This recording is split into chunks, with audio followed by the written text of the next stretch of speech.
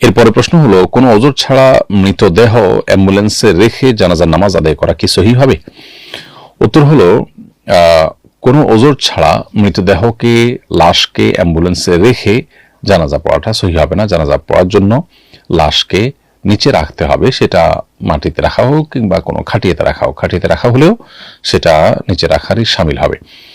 এরকম অবস্থা রেখে তারপর জানাজার সালাত আদায় করতে হবে। অনেক সময় দেখা যায় যে লাশের গাড়িটাকে সামনে নিয়ে আসা হয় এবং শুধুমাত্র গাড়ির জানালা খুলে অথবা গ্লাসের অংশটাকে শুধুমাত্র ওপেন করে দিয়ে তারপরে তার সামনে দাঁড়িয়ে সালাত আদায় করা হয়। এটা জানাজার সালাত আদায় করার কোনো সহি পদ্ধতি না। এরপরে প্রশ্ন হলো, জুমার বয়ানে শুনেছি জুমার আজানের পরে ক্রয় বিক্রয় করা নিষেধ। আমার দোকানে একজন হিন্দু কর্মী আছে, তাকে দিয়ে দোকান খোলা রাখলে কি কোনো সমস্যা আছে? প্রথম কথা হলো, জুমার কোন আজানের পরে কেনা বেচা করা নিষেধ, এটি নিয়ে ওলামাদের মধ্যে একাধিক মত আছে। মৌলিকভাবে নবী করিম সাল্লাল্লাহু আলাইহি ওয়াসাল্লামের সময় যেহেতু দ্বিতীয় আজানটিই ছিল এবং কোরআন নাজিল হয়েছে তখন, অতএব স্পষ্ট বোঝা যায় যে জুমার দ্বিতীয় আজান যেটাকে খুতবার আজান বলা হয়, সেই আজানের পর আর কেনাবেচা করা সম্পূর্ণ এবং স্পষ্টত নিষিদ্ধ। তবে কোরআনের আয়াতে যেহেতু সাধারণভাবে আজানের কথাই বলা হয়েছে, এই জন্য ওলামা ইকরাম সতর্কতামূলকভাবে বলেন যে প্রথম আজানেরও পর কেনাবেচা না করে বরং প্রথম আজানের পর জুমার সালাতের প্রস্তুতিমূলক যে কার্যক্রম আছে, গোসল ইত্যাদি, সেগুলো করা যেতে পারে। কেনাবেচা করা প্রথম আজানের পরেও জায়েজ হবে না। আর এটাই হলো সতর্কতামূলক মত। কিন্তু আপনার যদি কোনো হিন্দু কাস্টমার থাকে, তাহলে সেই হিন্দু কাস্টমার যদি কেনাবেচা করে তাহলে এটা না জায়েজ হবে না, হারাম হবে না, কারণ সেই বেসিক্যালি তার জন্য শরিয়ার বিধান প্রযোজ্য নয়। কিন্তু তার দ্বারা দোকান খোলা রাখার মাধ্যমে যদি মুসলমানদের নামাজের প্রতি অনাগ্রহ তৈরি হয় কিংবা মুসলমানরা এটাতে এঙ্গেজড হয়ে যায় এবং নামাজ দিতে বিলম্ব করে, তাহলে সেটা আপনার জন্য স্বতন্ত্র নিষিদ্ধ বিষয় হবে। বাকি মোটা দাগে সে হিন্দু কেনাবেচা করলে তার জন্য তো শরিয়ার বিধান প্রযোজ্য না, বিধায় সেটি মৌলিকভাবে জায়েজ আছে। এরপরে প্রশ্ন হলো, মতপার্থক্যকে কেন্দ্র করে বর্তমানে সামাজিক যোগাযোগ মাধ্যমে মানুষ যেভাবে ব্যক্তিগত হেনস্থা বা বুলিং এর প্রবণতা দেখা যাচ্ছে, ভিন্ন মতের প্রতি এমন অসহিষ্ণু আক্রমণাত্মক আচরণ ইসলামে কতটা গঠিত কাজ? খুবই জঘন্য কথা। আল্লাহ রাব্বুল আলামিন কোরআনে কারীমে সূরা হুজরাতে পরিষ্কারভাবে বলেছেন, লা ইয়াসখার কওমুম মিন কওমিন আসা আন ইয়াকুনু খায়রাম মিনহুম। কেউ যেন অন্য কাউকে নিয়ে বিদ্রুপ না করে, ঠাট্টা না করে। যাকে নিয়ে বিদ্রুপ করা হচ্ছে হয়তো আল্লাহর কাছে যিনি বিদ্রুপ করছেন তার চাইতে উত্তম বা শ্রেষ্ঠ। এই জন্য কোনো মুসলমান আসলে অন্য কাউকে নিয়ে বিদ্রুপ করা এবং বোলিং করা, অন্য কাউকে নিয়ে তুচ্ছ-তাচ্ছিল্য করা, হাসি তামাশা পাত্র বানানো, এটা মৌলিকভাবে কোনো জায়েজ কাজ নয়।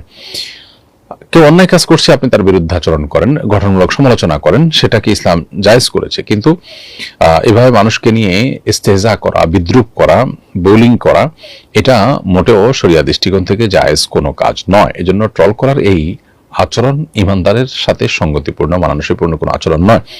আজকাল আমরা অনেক সময় দেখা যায় যে তরুণদের একটা বড় অংশ, এমনকি অন্যান্য বয়সী মানুষরাও, তারা এই জাতীয় বোলিং গুলোকে এনজয় করেন।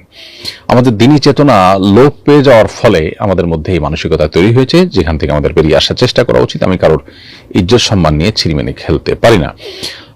কোনো ব্যক্তি কোনো ভুল করেছেন, তার ভুল আমরা সমালোচনা করবো। হ্যাঁ, কোনো কোনো ক্ষেত্রে একেবারে দিনের দুশ্মন, তাদের আর অন্য কোনোভাবে আমরা হয়তো শাস্তি দিতে পারি না, তারা সকল সীমা লঙ্ঘন করে যাচ্ছে, তখন এটা একটা অস্ত্র হতে পারে নিরুপায় হয়ে। কিন্তু সাধারণ অবস্থাতে আমাদের উচিত হলো গঠনমূলক সমালোচনার মাধ্যমে কারোর ভুল থাকলে সেটাকে শুধরে দেওয়ার চেষ্টা করা। মতপার্থক্যের কারণে তাকে অপবাদ দেওয়া, মিথ্যা তথ্য ছড়ানো, গালিগালাজ করা, ট্রল করা বা চরিত্র হরণ করা, এগুলো কোনো অবস্থাতে জায়েজ নয়। আমরা অনেকেই এগুলোকে জায়েজ বানিয়ে নিয়েছি এবং এগুলো আমাদের কাছে দোষের বিষয় নয়। এরপরে প্রশ্ন করেছেন এমএসটি নীলুফা ইসলাম। আপনি লিখেছেন, ছেলে সন্তানের জন্ম উপলক্ষে শ্বশুর বাড়িতে একটা ছাগল এবং নিজের বাড়িতে একটা ছাগল আকিকা দেওয়া যাবে কিনা, নাকি দুটো ছাগল একই জায়গায় জবাই করতে হবে? শ্বশুর বাড়ি এবং নিজের বাড়ির মধ্যে প্রায় 3 ঘন্টা দূরত্ব রয়েছে। বোন নীলুফা ইসলাম, আপনার প্রশ্ন উত্তর হলো, আকিকা যেহেতু আপনার ছেলে হয়েছে, 2টি ছাগল দিতে হবে এবং 2টি ছাগলের ক্ষেত্রে একই জায়গা দেওয়া আবশ্যক নয়। যদি শ্বশুর বাড়িতে একটা, বাবার বাড়িতে একটা, 2 জায়গায় 2টি ছাগল দেওয়া হয়, তাতেও আকিকা হয়ে যাবে। এরপর প্রশ্ন হলো, আমার স্বামী মারা যাওয়ার পর আরেকজনের সাথে বিবাহ বন্ধনে আবদ্ধ হয়েছি। প্রথম সংসারে আমার সন্তান আছে, দ্বিতীয় সংসারেও সন্তান আছে। প্রথম স্বামীর ত্যায্য সম্পত্তি থেকে আমি যে সম্পদ পেয়েছি, আমি মারা যাওয়ার পর এতে কি আমার দ্বিতীয় সংসারের সন্তানরাও হকদার হবে? উত্তর হলো হ্যাঁ, আপনার আপনার আপনার যে সন্তানরা সরাসরি আপনার গর্ভ থেকে দুনিয়াতে এসেছেন তারা সবই আপনার সন্তান। অতএব আপনি প্রথম স্বামী থেকে পান কিংবা দ্বিতীয় স্বামী থেকে পান, উপার্জন করে নেন কিংবা কেউ আপনাকে গিফট করুক, যে সম্পদগুলো আপনি রেখে যাবেন আপনার মৃত্যুর পর সেগুলো আপনার সন্তানরা সবাই সেগুলোর ভাগ পাবে। হ্যাঁ, আপনার কোনো স্বামীর অন্য স্ত্রী থেকে আসা সন্তান যারা, তারা আপনার সন্তান, গর্ভস্থ সন্তান, আপনার গর্ভের সন্তান নয়, যার কারণে তারা আপনার মিরাসের অংশ পাবে না। এরপরে প্রশ্ন হলো, কোনো সংবাদ চোখের সামনে এলে যাচাই বাছাই করা ছাড়া তা প্রচার বা শেয়ার করা কি যা শুনে তাই রটানো সংক্রান্ত হাদিসে নিষেধাজ্ঞার আওতায় পড়বে? উত্তর হলো না, এটা ঢালাও ভাবে পড়বে না। বরং যে সমস্ত সংবাদে সত্য মিথ্যার আশঙ্কা জোরালো আছে বা যেগুলো মনে হতে পারে যে এগুলো কারোর পরে মিথ্যা অপবাদ হতে পারে বা অসত্য তথ্য হতে পারে, সেগুলো যাচাই বাছাই করা ছাড়া আমাদের প্রচার করা উচিত নয়। আর অথেন্টিক সোর্স থেকে যখন কোনো সংবাদ আমরা পাবো এবং এটা সত্য মিথ্যার সেরকম বেড়াজাল এখানে থাকার সম্ভাবনা ততটা নাই, সাধারণ একটা নিউজ যদি কোনো প্রতিষ্ঠিত কোনো মাধ্যমে আসে, তাহলে সেক্ষেত্রে সেটা প্রচার করা, এটা যাচাই বাছাই করা ছাড়া কোনো সংবাদ প্রচার করার অন্তর্ভুক্ত হবে না। ধরুন কোনো ব্যক্তির চরিত্র হনন করে কোনো নিউজ করা হলো এবং আমরা জানি যে অনেক সময় টাকা পয়সার বিনিময়ে এই ধরনের হেনস্থা স্বীকার করা কিংবা দিনদার মানুষদেরকে আপনার বাজেভাবে উপস্থাপন করার এই প্রবণতা হয়ে থাকে।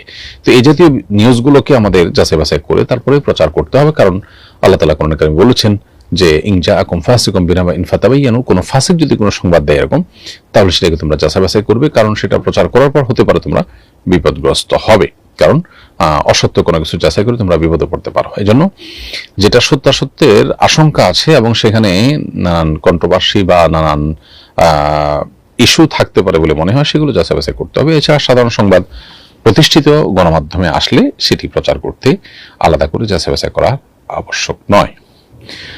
আমিনা আক্তার লিখেছেন, আমার ঘরের পশ্চিম পাশে বাথরুমের দরজা, আমি যখন নামাজে দাঁড়াই তখন আমার বোন দরজা খুলে যাওয়া আসা করে, বাথরুমের দরজা খোলার কারণে আমার নামাজ হবে কিনা?